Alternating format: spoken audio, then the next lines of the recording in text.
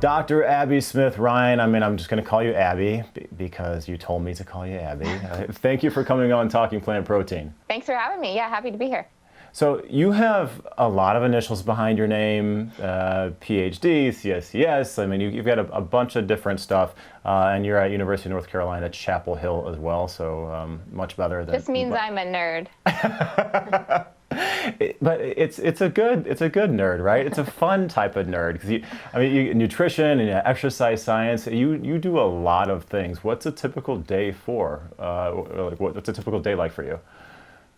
Every day is different, which is a good thing. But I run a research lab where we conduct science on all these types of products and different type of exercise. So I'm in the lab collecting data with humans, so gathering numbers, and then working on grants, trying to find money to pay for those studies, and then writing papers. So that brings the data to life. Okay, so trying to find money is a big part of your job. I know a lot of times with research, and especially the professors that I know, they're always trying to get the money. And you were a part of the team that helped formulate the Ladder supplement products. Yeah, so I got to work with Adam Bornstein and provide some of the science behind those formulations, which was great.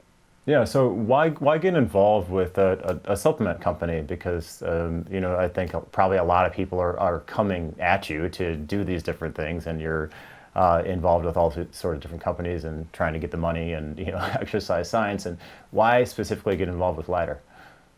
Yeah, Ladder is a unique company. I have worked with lots of different companies on formulation, but Ladder is unique in that it really took the evidence and put it into the products. So we were able to take what we know works based on the science and put that into the product. A lot of companies often don't want to spend the money or don't take the time to utilize that science to actually create a product that is based on evidence. And so we were able to do that and see the formulation through, and the fact that they're third-party tested, what you see is what you get. So there's that level, and the education piece, the idea that we can take the products and tell you also why and how you should use them.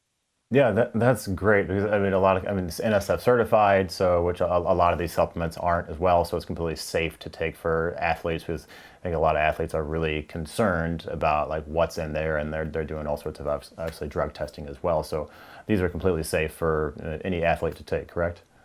They're completely safe, not even for athletes, but non-athletes, right. As well as there's not a lot of extra ingredients. So when you look at the packaging, one of my favorite parts is that what's in the product is listed on the label. There's not a lot of added flavors and ingredients or added ingredients that you can't understand. The things in there have a purpose and they're evidence-based. So how long did it take to formulate some of these products, and what's the process with that? Some of the conversations, so the company was founded based on some of what LeBron wanted. And so some of the initial products, I guess not the products, but some of the ideas were formulated a while ago. And then it took several years to take all of the science and work with the manufacturers to bring it to life. And even now, the fun part is it's always going through reiterations. There's some version 2s that will launch in August and later as we have more science and even have better suppliers of some of those ingredients. So it's this continual process, which I think is cool as a scientist, because now you can update those products based on the current evidence and the technology. Well, that's nice. So that you're able to implement the science, at a relatively quick pace because this company is obviously well funded. So it's nice to take those ingredients and put them in there when new research comes about. Yeah, it takes a little bit longer. Like we've been working on version 2s for over a year.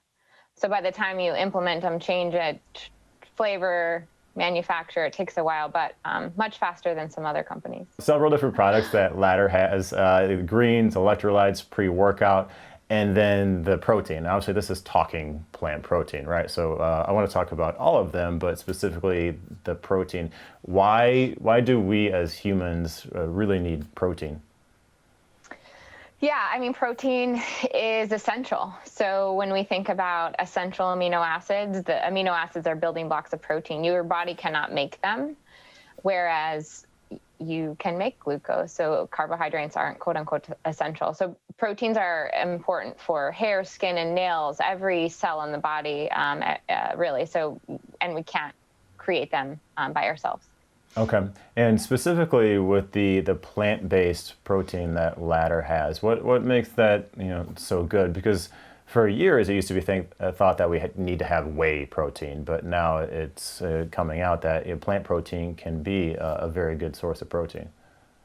Yeah, so I think the important thing to realize is that protein is important, and we can get that through lots of different sources. When we look at the data, whey is still the best quality of protein, but there's a lot of reasons we might not take whey for intolerances and, animal rights. There's lots of different reasons. And so the science and the technology has caught up with plant proteins in that if formulated correctly, we can get all of our essential amino acids in a plant-based protein and still get a lot of the healthy fibers and phytonutrients that you would get from a plant that aren't always in a whey. Right, that makes sense. Yeah, because often the wheys don't have the fiber or the additional ingredients in there, and so it's a nice option for people. What are the recommendations for your average individual as far as protein intake versus maybe somebody who's an athlete at UNC? Yeah, protein intake so much depends on someone's goals, but I would say a good general rule of thumb is 1 gram per pound of body weight is a good starting point. And, if you have someone that's higher volume, I would say a lot of times comes in more on timing protein to take it before and after exercise, before bed. And then the other really big thing that I think is often overlooked is the amount to take at a single time. And really the science suggests about 30 grams evenly spaced throughout the day is what you want to shoot for. Now, if you're a 300-pound male, you can consume more than 30 grams. But that's kind of the minimum threshold. So when you ask me how much protein, I would say timing matters first. And then it might just depend on how many boluses that you have throughout the day. Okay. So someone jacked like myself, I may need a little bit more. Well, and it goes back to, there's this misconception of how much protein you can really digest in a single setting. You can digest more than 30 grams. Would it be worthwhile to consume 70 grams? Probably not. More worthwhile to have another feeding of, let's say, 50. And then it comes down to goals. If you are trying to build mass and lose fat, then you want to have a higher protein intake. And if you want to really focus on recovery, then you really should think about timing your proteins before and after exercise. Okay, what about people that work out in the morning? Does it matter if they have if they're working out fasted, whether it's cardio or weight training, or should they get a protein source or carbohydrate source in beforehand? What makes the most sense? Yeah, it's a great question. Well, one, I would say it matters more if you're a female to not do fasted cardio, and exercise. So if we're talking about one time, not a big deal, but cumulatively, we know that eating prior to exercise can be advantageous for fat use and for building muscle. And really, a lot of the science, even from my lab, shows that you should have a bolus of protein or a serving of protein versus a serving of carbohydrate, opposed to fasting. Okay, yeah, because before it used to be thought that you need to have some pasta or bread or something before working out. Now the research is saying that they're leaning more towards just having protein. Yeah, so a lot of data shows that if you eat something, you're going to burn more fat and more calories during and after your exercise. Now, if you're an athlete and you're trying to put on weight, you might want to rethink that a little bit. But the protein prior to influences a lot of things with recovery, energy expenditure, fat utilization, and even immune function. Now, if I'm an endurance athlete and I'm trying to, exercise for a long period of time, you would want to throw in that carbohydrate and protein. Okay, that makes sense. Is that more of a faster absorbing one that you would go to? What sorts of carbohydrate and protein would people who are trying to focus on endurance, is there a specific type that they should go for? Well, that's where supplementation comes in due to absorption. So some sort of carbohydrate source and an easily digested protein. There's a lot of different ways you could do that, depending on a preference. It could be a milk-based, it could be a Gatorade-based type of carbohydrate, anything easily digested. There's a lot of data on what type of carbohydrate, but maybe we save that for another day. Yeah, I'm sure, I would get there. Yeah, there's just so much information. I'm sure that you get thrown these questions all the time, but I mean, basically, having some sort of, quick digesting protein source, or if you have a ladder plant protein, within, was it 20, 30 minutes before, or is there a specific timing that matters really if you're having that quick digestion? Most of it just depends on GI system, but yeah, 20, 30 minutes up to an hour or 2 hours is kind of the ideal window. Okay. And what about these other products that Ladder has? I mean, you have the pre-workout and the greens and the electrolytes. How important is that to get those in during a day? Yeah, I guess it depends on the goals of the individual. A pre-workout, there's lots of pre-workouts on the market, but I would say this one's a little bit different based on the ingredients and of the evidence in there. You'll see that the amounts are much different than everything else on the market, that they're dosed in the amount that they will actually work. Do you need a pre-workout? Probably not, but does it help? Absolutely. And then something like the electrolytes, the hydration beverage is really helpful, particularly now it's hot. So if you are someone that's exercising outside, sweating a lot, we do need carbohydrates and electrolytes to help replenish that fluid. One of my favorite products is the greens. I get tons of vegetables, so I don't have to drink them.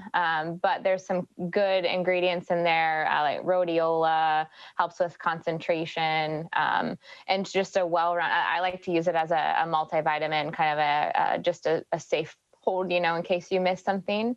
And it's, again, an all natural, like what's in there. It's coming from high-quality plant-based sources. Yeah, I'll take that one more to a shot, because sometimes those greens ones, like, I know they're very good for you, but sometimes the things that are really good for you, just like, you gotta get them down. Yeah, I like to mix it with my vanilla protein. It has that matcha flavor, but yeah, not something you like sit here and drink at your desk.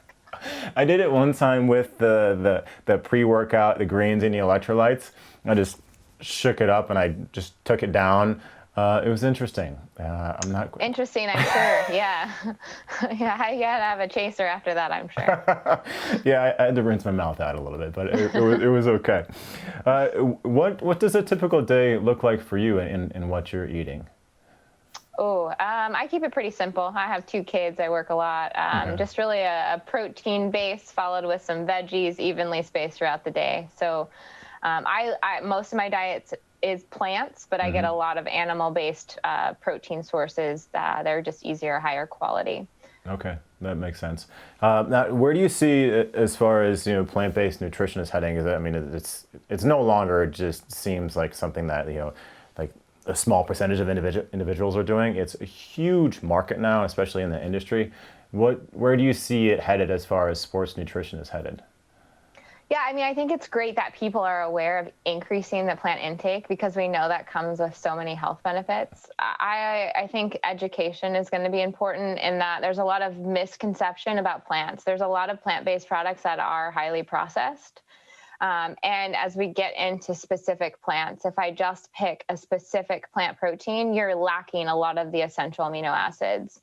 So formulation is really important. And so that's one thing we really targeted with the Ladder product. So for example, you need about 3 grams of leucine to be really supporting muscle protein synthesis and muscle recovery. And not very many plant-based products on the market even consider that. And it's hard to do that. And so usually what I say is, if you are doing a plant-based protein, you usually need 2 servings, sometimes 3 or 4, based on some of the things that are on the market, to get enough of those amino acids.